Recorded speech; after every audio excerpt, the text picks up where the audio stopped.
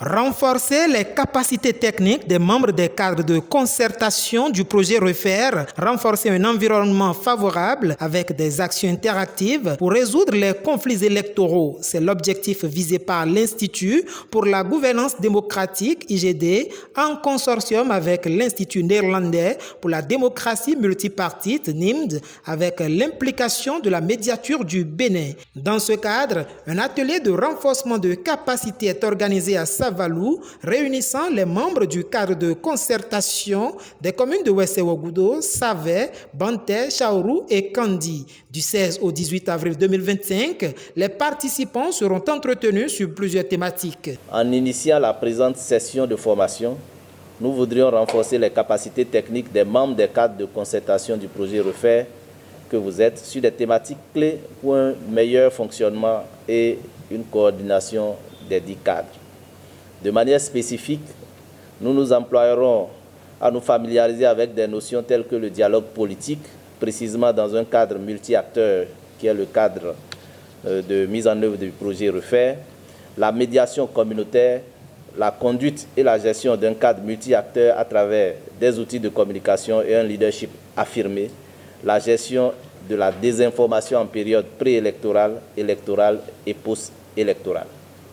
Le choix de ce moment n'est vraiment pas l'œuvre du hasard pour l'organisation de cette activité. En effet, le défi de durabilité des effets du projet Refaire et plus encore le grand challenge lié à l'organisation pour la première fois dans notre pays d'échéances électorales groupées comme celle qui pointe à l'horizon rendent encore plus important le besoin que les acteurs clés de promotion de la paix que vous êtes continuez et que vous disposiez des ressources techniques nécessaires pour réaliser votre mission, car en définitive, le défi de la paix et de la stabilité démocratique pour notre pays aujourd'hui dépasse le cadre de la durée d'un projet comme le projet Refaire. Le choix porté sur les communes de Chaourou, Savé, Wesse-Ouagoudou, Kandi et Banté n'est pas le fruit du hasard. Dans chacune de ces communes, on note des conflits répertoriés et présentés par les cadres de concertation. Les conflits liés entre agriculteurs et éleveurs, les conflits liés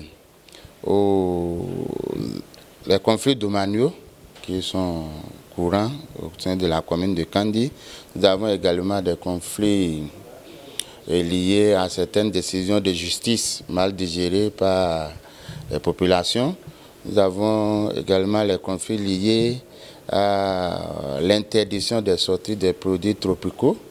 Nous avons également des conflits liés à l'exercice abusif de la force de la part des forces de l'ordre et de sécurité qui sèment un peu le désamour entre la population et ces forces de l'ordre-là. Ce matin, nous avons fait cet exercice et avec les représentants des partis politiques et de la société civile. Dans notre commune, nous avons pu répertorier plusieurs cas de conflits. Et les plus importants, nous avons les conflits liés à la chefferie traditionnelle. Ces conflits ont pour acteurs les prétendants au trône. Et les prétentions des partis, c'est que chaque prétendant au trône estime qu'il est beaucoup plus favori qu'un autre pour accéder au trône. Et de certains côtés, il y en a qui ne respectent pas la rotation du trône.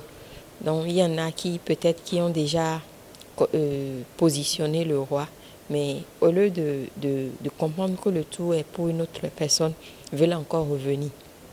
En dehors de ces conflits, nous avons également les conflits électoraux.